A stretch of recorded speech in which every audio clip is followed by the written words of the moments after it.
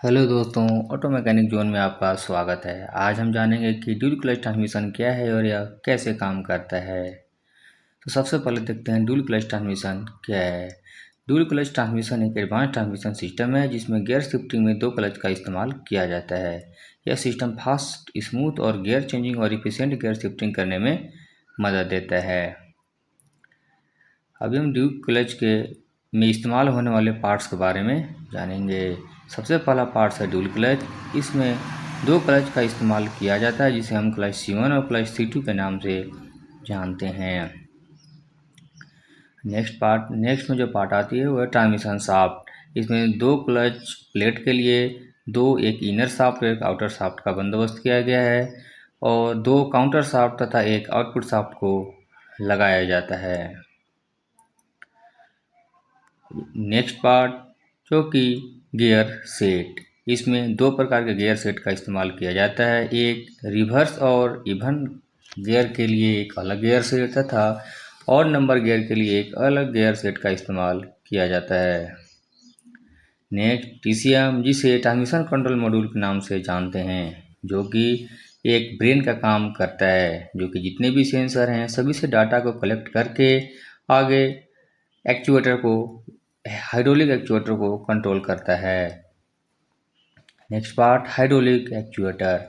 Hydraulic actuator TCM से signal मिलने पर हाइड्रोलिक या फ्लूइड की मदद से एक्चुएटर्स को ऑपरेट करता है। Next gear shifting mechanism.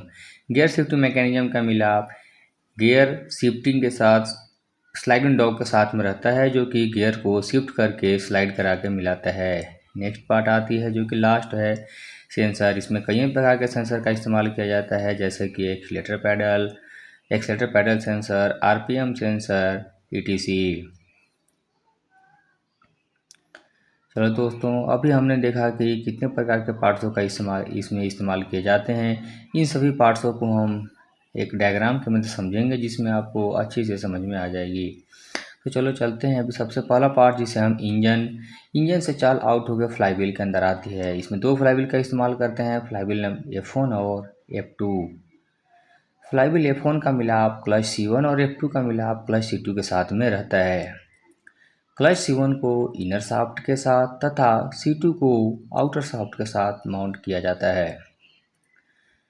Inner shaft के ऊपर रिवर्स 1, 3, 5 गियर को पक्का फिट किया गया है तथा उन्हीं गियरों का मिलाप काउंटर शाफ्ट के ऊपर लगे हुए रिवर्स 1, 3 और 5 नंबर गियर के साथ में रहता है।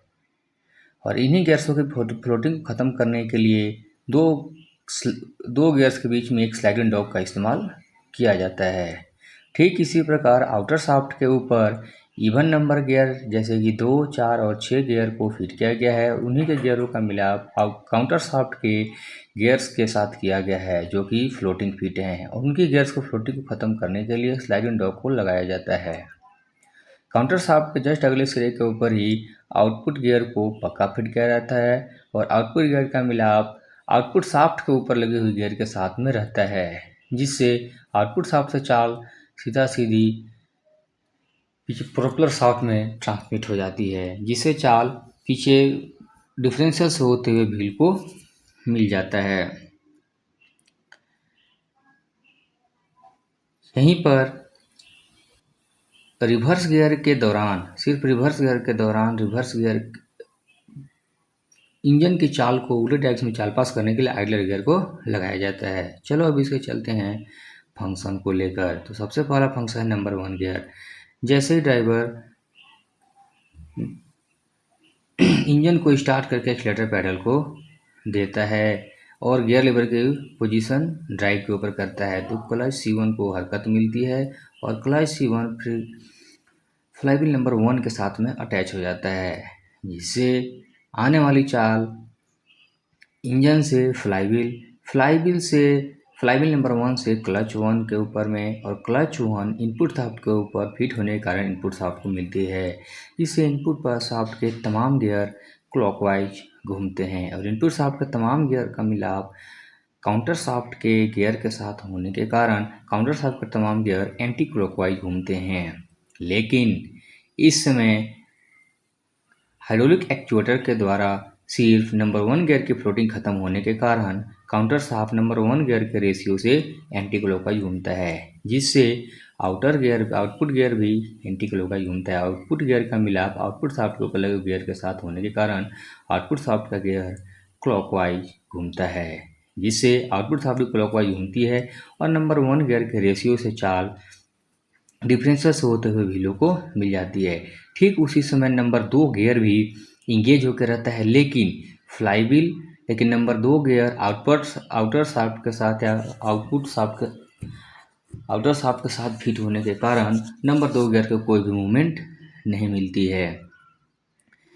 जब ड्राइवर लेते हैं नंबर 2 गियर, जैसे ही ड्राइवर नंबर 2 गियर को इंगेज करता है, पहले से ही नंबर 2 गियर इंगेज होने के कारण सिर्फ उस समय फ्लाईव्हील नंबर 2 क्लच 2 के साथ में इंगेज हो जाता है, जिससे इनर शाफ्ट रुक जाती है और आउटर शाफ्ट घूमना स्टार्ट कर देता है। और आउटर शाफ्ट के ऊपर 2 नंबर गियर पहले से ही प्री इंगेज होने के कारण काउंटर शाफ्ट को चाल मिलती है। चलो अब इसके डायरेक्शन को देखते हैं। इंजन से आने वाली चाल फ्लाईव्हील नंबर 2 को क्लॉकवाइज मिलती है, जिससे आउटर शाफ्ट भी क्लॉकवाइज घूमता है। आउटर शाफ्ट के ऊपर तमाम गियर पक्का फिट होने के कारण तमाम गियर क्लॉकवाइज घूमते हैं और काउंटर शाफ्ट के ऊपर भी लगा हुआ तमाम गियर, लेकिन उसमें काउंटर शाफ्ट को लगे तमाम गियर एंटी क्लॉकवाइज घूमते हैं। और उस समय सिर्फ 2 नंबर गियर की फ्लोटिंग खत्म होने के कारण सिर्फ 2 नंबर के गियर से काउंटर शाफ्ट एंटी क्लॉकवाइज घूमता है, जिससे आउटपुट गियर भी एंटी क्लॉकवाइज घूमती है और आउटपुट गियर के मिलाप आउटपुट शाफ्ट के ऊपर लगे हुए गियर के साथ होने के कारण आउटपुट गियर क्लॉकवाइज घूमती है और नंबर 2 गियर के रेस से चाल आउट हो जाता है। ठीक उसी समय नंबर 3 गियर की फ्लोटिंग भी खत्म हो जाती है और लेकिन इनर शाफ्ट को कोई भी मूवमेंट नहीं मिलने के कारण चाल आगे आउट नहीं होता है।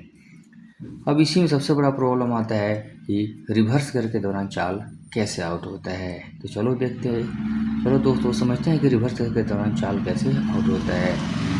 जब ड्राइवर रिवर्स गियर को इंगेज करता है तो उस समय रिवर्स गियर की फ्लोटिंग खत्म हो जाती है, जिससे आने वाली चाल इंजन से फ्लाईव्हील नंबर 1 से इनर शाफ्ट से होते हुए इनर शाफ्ट के ऊपर का रिवर्स गियर क्लॉकवाइज और आइडलर गियर एंटी क्लॉकवाइज घूमता है। आइडलर गियर का मिलाप काउंटर शाफ्ट गियर के साथ होने के कारण काउंटर शाफ्ट का गियर क्लॉकवाइज, जिससे आउटपुट गियर भी क्लॉकवाइज घूमता है और आउटपुट गियर का मिलाप आउटपुट शाफ्ट के ऊपर लगे हुए गियर के साथ होने के कारण आउटपुट शाफ्ट का गियर एंटी क्लॉकवाइज घूमता है, जिससे इंजन से आने वाली चाल तो क्लॉकवाइज होती है, लेकिन आउटपुट शाफ्ट एंटी क्लॉकवाइज घूमने के कारण डिफरेंशियल से चाल व्हीलों में एंटी क्लॉकवाइज जाती है और व्हीकल रिवर्स में जाना स्टार्ट हो जाता है।